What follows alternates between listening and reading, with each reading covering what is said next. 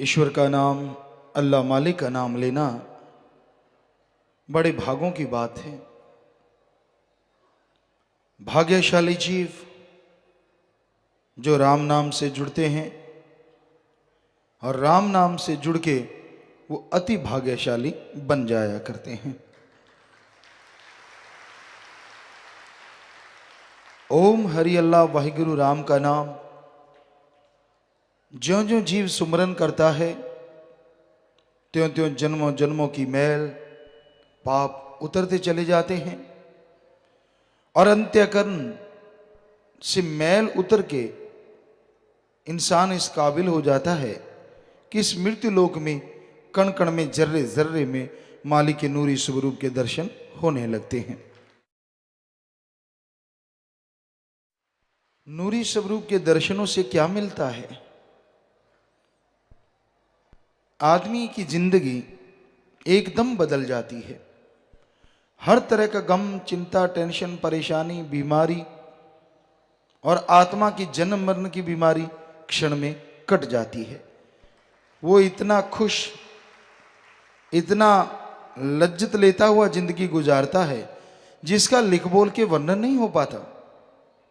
हर तरह की खुशबू, हर तरह की लज्जत, हर तरह का स्वाद उसे नसीब हो जाता है। जैसे स्वाद जीभा का है, इंद्रियों के भोग विलास का है। जीभा का स्वाद, जब तक जीभा के संपर्क में कोई चीज है, मान लो आपको मीठा पसंद है, हलवा, रसगुल्ला, कुछ भी, तो जब तक आपके मुंह में वो चीज है, आप खाए जा रहे हैं, वो जीभा के संपर्क में जितनी देर है तो आपको स्वाद आ रहा है। उस खाने के बाद निगलने के 10-15 मिनट बाद मुंह बकबका हो जाता है। इंद्रियों के भोग विलास का है। जीव जब तक है तो लेता है और उसके बाद खत्म, बुरा हाल होता है।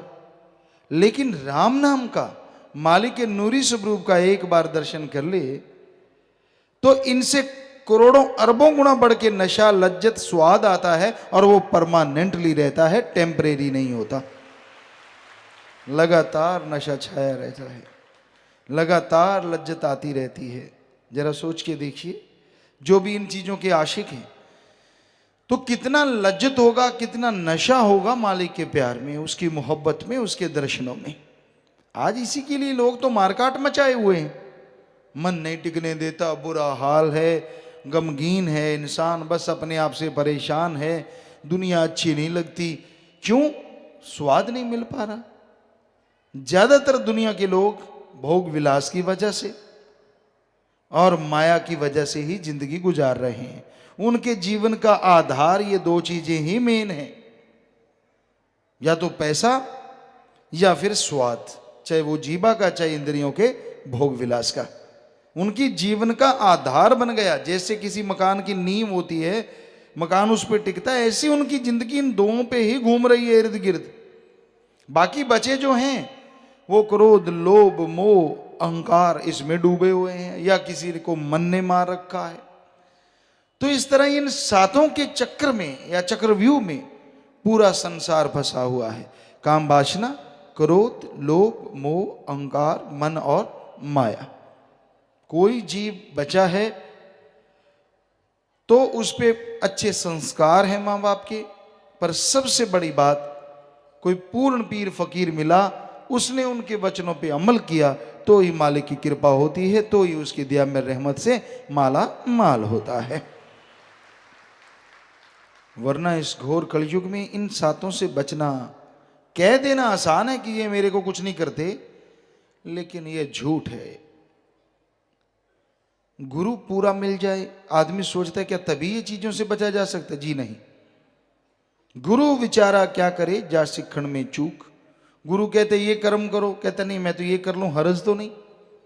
आपको कई बार सुनाया करते हैं, एक जमींदार भाई आए, कहने लगे गुरुजी मैंने ट्रैक्टर लेना है।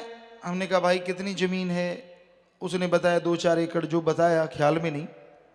बोलो गुरुजी कौन सा ट्रैक्टर लूं? हमने सोचा, क्योंकि खुद भी जमींदारा किया सतगुरु की कृपा से, कि ठीक है भाई तू आयशर ले ले, अब थोड़ी सी जमीन है, इसमें काफी ठीक रहेगा, खर्चा भी कम रहेगा। कहता जी मैं हिंदुस्तान ले लूं, हर्ज तो नहीं?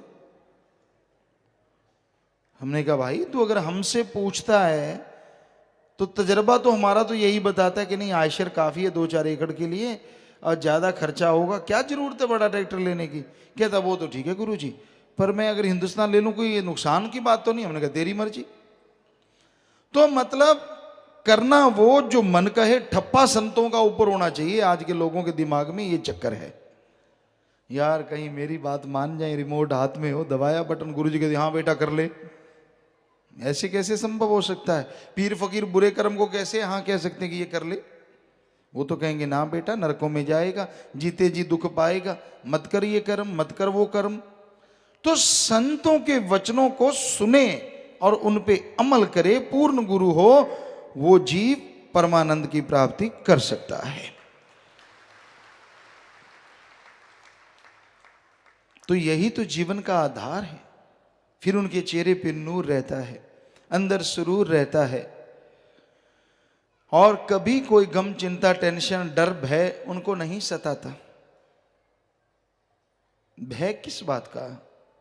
जब परमपिता परमात्मा से मोहब्बत हो जाती है, वो निर्भय है, निर्वैर है। तूने कोई वैर नहीं कमाया, तूने कोई किसी को मारा पीटा गलत नहीं बोला, तो भाई निर्भय निर्वैर से जो प्यार करता है वो भी निर्भय और निर्वैर ही हो जाता है। तो मालिक का नाम जपो, इसलिए मालिक के दर्शन करना जरूरी है। आपके आने वाले पहाड़ जैसे भयानक कर्म कंकर में कट जाएं, नाम का सुमरन करो। ये संभव है अगर जीव वचनों पे चले, सत्संग सुने, ज्ञान का डंडा मन को मारता रहे तो मन रुकता है। वरना मन तो बस पलक और पलक और पलक और, यानी एक पलक झपकी कुछ और, पलक खुल गई कुछ और, पलक फिर बंद हुई कुछ और, इसका कोई भरोसा नहीं। बड़ा शातिर है। आपने गति स्पीड सुनी है, प्रकाश की बहुत ज्यादा स्पीड है, हवा की है, पर उसके बाद सबसे ज्यादा प्रकाश शायद यही माना जाता है। लेकिन मन की स्पीड इनसे कई गुना ज्यादा है। फिर मन को काबू करना कैसे? आप बैठे हैं, कुछ और कुछ और कुछ और, बस चलता जा रहा है, चलता जा रहा है, चलता जा रहा है, ये सिलसिला टूटने का नाम ही नहीं लेता। फिर आप सोचते हैं हमारा क्या दोष, जब मन की स्पीड इतनी है तो हम तो क्या कर सकते हैं? क्यों नहीं कर सकते? आत्मा की स्पीड उससे करोड़ों सैकड़ों गुना ज्यादा है, यानी मन से भी सैकड़ों गुना करोड़ों गुना ज्यादा है। और आपके अंदर आत्मा है, और आत्मा दबी हुई है। आज लोगों के जैसे इंग्लिश में लोग कह देते हैं मन का मतलब दिमाग है, जो कि बिल्कुल गलत। दिमाग अलग चीज है, मन अलग चीज। मन जो दिमाग को गलत गंदे नेगेटिव थॉट्स देता है वो है मन, अच्छे भले पॉजिटिव विचार देता है वो है आत्मा की आवाज और रूह या जमीर की आवाज। तो भाई इस मन को माइंड ना बनने दो। वाकई आज संसार में मन माइंड एक ही हो गए हैं, क्योंकि दिमाग पे मन का ही काबू है। जिधर कहता है उधर ले जाता है, जो सोचने लगता है उसी को सोचना शुरू कर देता है। अल्लाह वाहिगुरु मालिक की तरफ तो आने ही नहीं देता। पर इसके लिए सुमरन तो करना ही होगा। ये सिमरन करना मुश्किल है भाई। क्यों मुश्किल है? रोटी खा लेते हो धड़ाक से, इतनी इतनी तोंद बढ़ा रखी है, तब तो कोई मुश्किल नहीं लगता। सारा दिन मुंह चरता रहता बकरी की तरह, तब तो कोई मुश्किल नहीं लगता। जब राम का नाम लेना तब क्यों पिस्सू पड़ जाते हैं? पता नहीं क्या चक्कर है। भक्ति करने का नाम ले लो, मुंह फाड़ फाड़ के जंबाई। कई तो सत्संग सुनते सुनते इतना मुंह खोल लेते हैं उनके सारे दांत यहां से नजर आ जाते हैं। तो कहने का मतलब जब भी राम नाम की चर्चा हो, भगवान की बात करनी हो, तभी जंबाई क्यों आती हैं? खाज खुजली वहां होती जहां कभी पहले हुई नहीं होती। कहता है ये तो कर लूं फिर देखूंगा। तो मन इतने में उखाड़ देता है, सुमरण करने नहीं देता। तो सुमरण में ऐसा क्या है? क्या आपके पीछे हल जोत दिया? क्या आपके पीछे कोई भारी चीज बांध दी जो आप हिल नहीं पा रहे? राम नाम क्यों नहीं जपते? क्यों नहीं मालिक की भक्ति करते भाई? क्यों दुनिया की बातों में खोए रहते हो? क्यों सारा दिन मन की शातिर चालों में उलझे रहते हो? जब देखो मन की शातिर चाल। अरे बच जाओ, संत तो ढाल होते हैं, ढाल। गुरु ढाल बन जाता है, अपने शिष्य अपने सिख पे आने वाले भयानक कर्मों को रोकता रहता है। पर आखिर कब तक? जब आप सत्संग में हटते नहीं, हर काम बुरा, हर काम पे नुक्ताचीनी, तो एक दिन ऐसी मार पड़ेगी, आप तो क्या, आपकी कुलें भी सुधर सकती हैं या फिर बुरा हाल हो जाएगा। इसलिए वो मार पड़ने का इंतजार क्यों कर रहे हो? क्यों ऐसे कर्म करते हो जिससे आपको दुख आए? बुरा कर्म ना करो, किसी का दिल ना दुखाओ, चुगली निंदा ना करो, संतों के वचन सुन लो, मान लो तो फायदा, नहीं मानना तो मर्जी आपकी। फल तो मानने से ही मिलता है, पर सत्संग का फल मिलता जरूर है, आत्मा के खाते में जमा हो जाता है। पर जब आप क्यों, किंतु, परंतु शुरू करते हैं तो आत्मा का खाता भी जीरो हो जाता है। इसलिए सुन के अमल कर लो तो शाबाश, वरना क्यों किंतु से बचो। क्योंकि संतों को गुस्सा नहीं आता, चाहे सामने खड़े होकर गाली निकाल दो, क्या फर्क पड़ता है? संतों को दुख आता है, दुख कि हम समझा रहे हैं, बता रहे हैं, इनके कान पे जूं नहीं सरकती। क्यों नहीं समझ रहे भाई? क्यों नहीं मालिक का नाम लेते? क्यों नहीं अल्लाह वाहिगुरु राम को याद करते? जिसको सुन के आपके दुख दर्द परेशानियां दूर हो जाएं, गम चिंताओं से आप आजाद हो जाएं। कोई वचन सुने, अमल करे तो सच्चा सुख मिलता है। तो भाई संतों के वचन, पीर फकीर के वचन सुनो। हमने ऐसे ऐसे लोगों को काम वासना में, क्रोध में, फिर लोभ लालच बड़ी बला है, सबसे बड़ी बला लोभ लालच भी है। ऐसे ऐसे लोगों को हमने देखा जो अपने गुनाहों को कबूल करते हैं कि हाँ भाई मेरे से गुनाह हो गया, गुरुजी मेरे से गलत काम हो गया, मैंने ठगी मारी, बेईमानी की, बुरा कर्म कर लिया। पीर फकीर तो मालिक से दुआ ही करते हैं, वो माफ, ठीक है बेटा सुमन करना माफ। पर फिर भी जब भी उनको दांव मिले, उनका मन हावी, फिर लोभ लालच का चक्कर शुरू। जो थोड़ी बहुत कमी रह रही है घर की बर्बादी की, वो भी घर बर्बाद कर लेते हैं। संत तो बहुत रोकते हैं, बच जाओ बर्बादी से, कितनी बार समझाते हैं। मस्ताना जी महाराज ने वचन किए, सच्चे सौदे की कमाई लोहे के चने होते हैं।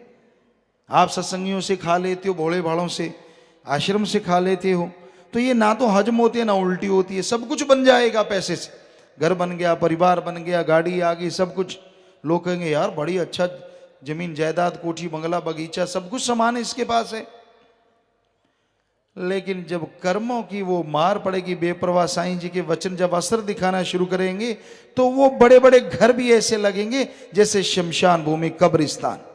घर से खुशियां गुम, बीमारी का घर बन जाएंगे शरीर, आपस में लड़ाई झगड़े, प्यार मोहब्बत खत्म हो जाएगा।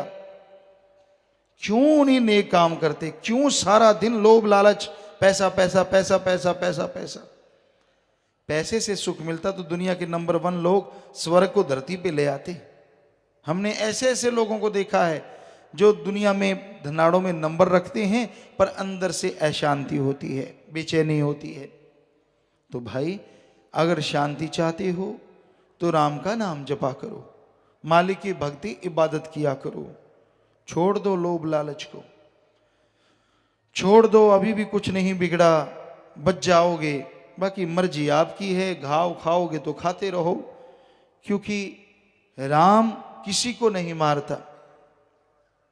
लेकिन जब कर्म बुरे करते हैं तो अपने आप मर जाते हैं, कर कर खोटे काम। राम ना किसी को मारे, कभी भी नहीं मारता। उसका काम है मालिक की, वो भगवान, वो खुशियां देने वाला है, दया का सागर है, रहमत का दाता है। अब किसी को बीमारी आ गई तो आपके खुद के कर्म है, इसमें गुरु संत पीर फकीर क्या करें? आप दुखी हैं, टेंशन में हैं, परेशानी है, गमों के पहाड़ टूट रहे हैं, तो आपके संचित कर्म है जन्मों जन्मों के। उससे बचना है तो एकमात्र उपाय गुरु बताता है, राम का नाम जपो, सेवा करो, परमार्थ करो, वचनों पे पक्के रहो, तो देखो रंग। पहाड़ जैसे कर्म कंकर में ना बदले तो कहना फकीर झूठ बोलता है, चाहे खड़े होके कह देना। इससे बड़ी गारंटी क्या दे सकते हैं? तो खुद तो वचनों को मानना नहीं, खुद चलना नहीं, शात्रा चाले मन की हमेशा ही चलाकी, हमेशा ही शातिर बने रहना। तो भाई वो एडा भोला खसम नहीं ਜਿਹੜਾ मकर चलित्र ना जाने ਉਹਦੇ घर ਵਿੱਚ ਉਹੀ ਉਹ बस सकती ਜਿਹੜੀ सब चतराइयां भुल जावे। वो अल्लाह वाहिगुरु राम इतना भोला नहीं है जो आपकी चालाकियों को समझे ही ना। वो तो पल पल की खबर रखता है। इसलिए चतुर चालाक ना बनो, चालाकी ना करो। कम से कम भगवान के सामने तो तौबा कर लिया करो सच्चे दिल से, तब तो मान लिया करो। चलो भगवान नहीं प्रकट हुआ, पीर फकीर को मान लो, उसके सामने मान लो, तौबा कर लो और आइंदा कर्म ना करो। देखो जब जागो तभी सवेरा, जब गुनाहों से माफी ले लोगे मालिक तभी से रहमत लुटाना शुरू कर देंगे। पर क्यों किंतु ना करो, अमल करो। तो संतों का काम तो बताना है भाई। सुनो, मानो तो भला, ना मानो तो भला। फकीर तो दुआ कर सकते हैं, पर जैसे कर्म करोगे फिर फल तो वैसा ही मिलेगा।